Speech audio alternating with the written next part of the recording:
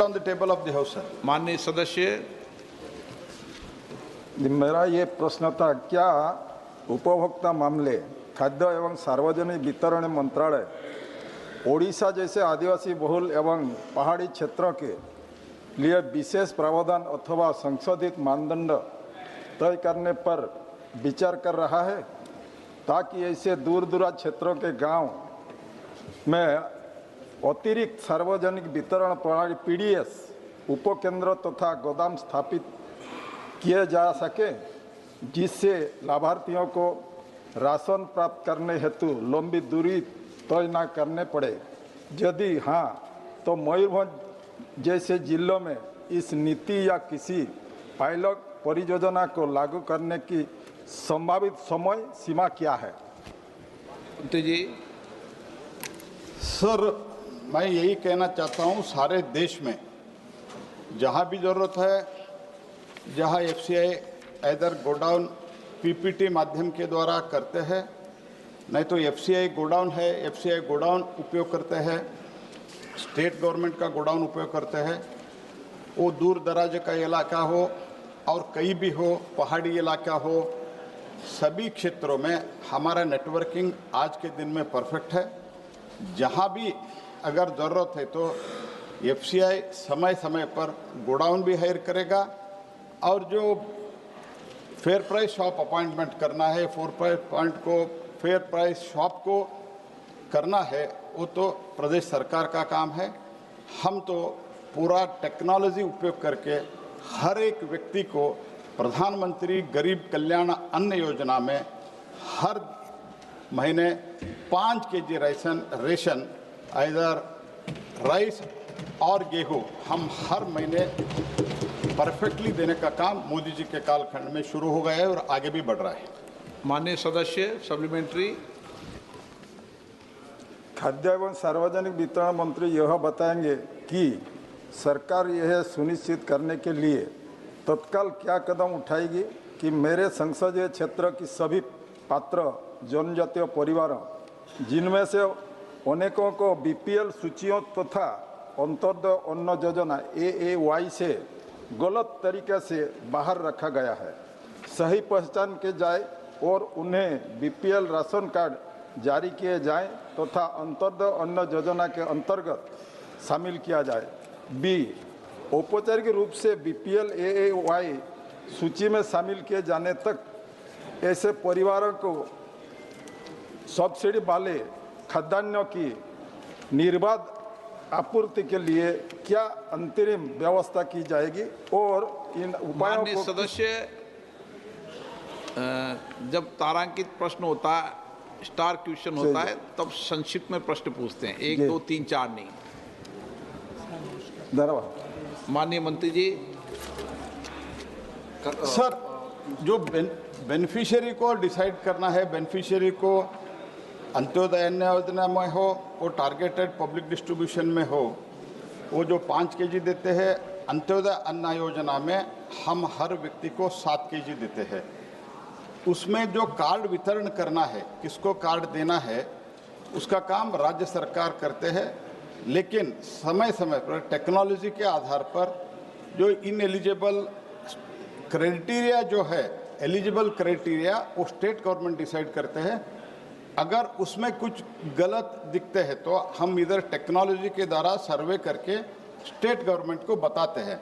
Ultimately verification करके किसको देना, किसको नहीं देना, किसको बीपीएल देना, किसको नहीं देना, स्टेट गवर्नमेंट करते हैं। सर, इनका जो कंसर्न है वो कंसर्न मुझे वो लिखित में देता है तो मैं उनको उत्तर सेपरेटली दे देता हूँ। माननीय सदस्यगण, मैं माननीय सदस्यों से भी, माननीय मंत्रीगणों से भी आग्रह करता हूं, अगर हम माननीय सदस्य भी संक्षिप्त में प्रश्न पूछे, माननीय मंत्री महोदय भी संक्षिप्त में उत्तर दें, तो हम जो 20 क्वेश्चन लॉटरी में खुलते हैं, बहुत मुश्किल से खुलते हैं, तो सभी माननीय सदस्यों को प्रश्नकाल में अवसर मिल जाएगा। ऐसा आप सब मिलकर प्रयास करें, मेरा आग्रह है। श्रीमती रूप कुमारी चौधरी।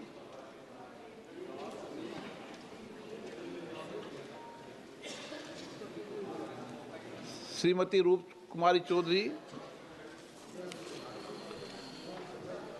श्री नरेश मस्के,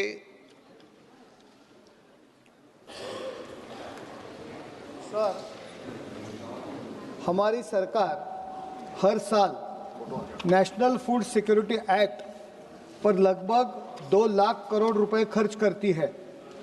2015 में शांता कुमार कमेटी ने पीडीएस कवरेज को 40% तक कम करने की सिफारिश की थी ताकि सब्सिडी को बेटर टारगेट किया जा सके। क्या सरकार पीडीएस कवरेज को रैशनलाइज करने और सब्सिडी को बेटर टारगेट करने के लिए शांता कुमार कमेटी जैसी सिफारिशों पर कोई ठोस कदम उठा रही है? और क्या अनाज देने वाले इस मॉडल की जगह एक well targeted direct benefit transfer DBT system को लाने पर गंभीरता से विचार हो रहा है क्या? बैठिए। नेशनल फूड सिक्योरिटी एक्ट के अनुसार 75% रूरल पॉपुलेशन, 50% अर्बन पॉपुलेशन, इन लोगों को हम फ्री में राशन बांटने का निर्णय माननीय प्रधानमंत्री जी के नेतृत्व में प्रधानमंत्री गरीब कल्याण अन्न योजना में हमने शुरू किया है, वो जारी है। ऐसे कोई प्रस्ताव नहीं है। हमारा स्टेट से निवेदन यही है, to improve the accuracy of beneficiary of the identification, DFPD has cross matched Pradhan Mantri Garib कल्याण अन्न योजना डाटा विथ आधार। उसमें जो मर जाते हैं, मीन्स डेथ होता है, CBDT, income tax, motor vehicle ownership, GSTN, MCA, ऐसे जो भी विषय है वो सब हम मैच करके स्टेट गवर्नमेंट को भेजते हैं। उसके एलिजिबिलिटी के क्राइटेरिया स्टेट डिसाइड करते हैं, उसके आधार पर वो डिसाइड करते हैं। हम 75% और 50% पे कोई भी चेंज आज के दिन में नहीं कर रहे हैं। श्री सप्तगिरी उल्का। स्पीकर सर, आपके माध्यम से मैं माननीय मंत्री जी पूछना चाहता हूँ सर, पीडीएस में अभी भी लीकेजेस है। When we talk about aspirational districts, 112 aspirational district में Raigarh and Koraput, there are 2 districts in my particular Lok Sabha which are both aspirational, and what we have seen is that because the leakages and the beneficiaries not getting the due चावल जो नहीं मिलता, तो 8 tribal people ऐसे थे कंधमाल में जो mango colonel खा के वो बीमार हो गए थे, 2 की मौत हो गई थी। और इसमें लीकेजेस ज़रूर है। आपके जो KYC करते हो आप मैंडेटरी कर दियो, और मोबाइल कनेक्टिविटी भी हम लोग के एरिया में बहुत चैलेंजिंग है कोरापुट कंधमाल में। तो क्या सरकार एक यूनिवर्सल बेसिक इनकम जैसे एक मिनिमम अमाउंट हर एक व्यक्ति को देने का प्लान भी कर रहे हैं इन एडिशन टू पीडीएस? क्या आप जवाब देंगे? नहीं, भारत सरकार का जो नेशनल फूड सिक्योरिटी एक्ट के तहत हमको फूड सिक्योरिटी देना है, वो फूड सिक्योरिटी हम रेगुलरली दे रहे हैं। और 2020 में कोविड के समय से लेके 2000 लगभग तो 2029 तक प्रधानमंत्री गरीब कल्याण अन्न योजना के तहत हम सबको अनाज बांट रहे हैं। जहां भी लीकेज हो रहा है अप टू डेसिग्नेटेड गोडाउन, ये जिम्मेदारी भारत सरकार के होते हैं। उसके बाद में जो फेयर प्राइस शॉप को चले जाता है, ultimately it goes to the beneficiary. वो बेनिफिशियरी तक पहुंचाने का काम स्टेट गवर्नमेंट का है। जहां भी कंप्लेंट आता है हम तुरंत स्टेट गवर्नमेंट को लिखते हैं कार्रवाई करने के लिए।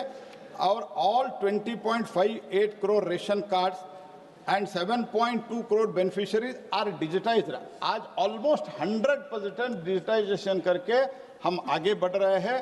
तो इसीलिए हम ई-पॉस के द्वारा भी, मीन्स थंब इम्प्रेशन, बायोमेट्रिक्स, नहीं तो आइरिस लेके भी हम इसको आइडेंटिफाई करके देते हैं।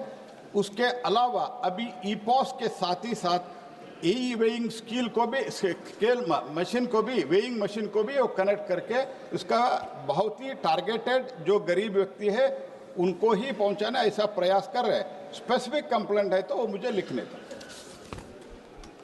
Question number 42 Shri Sudama Prasad. Question number बोल दें।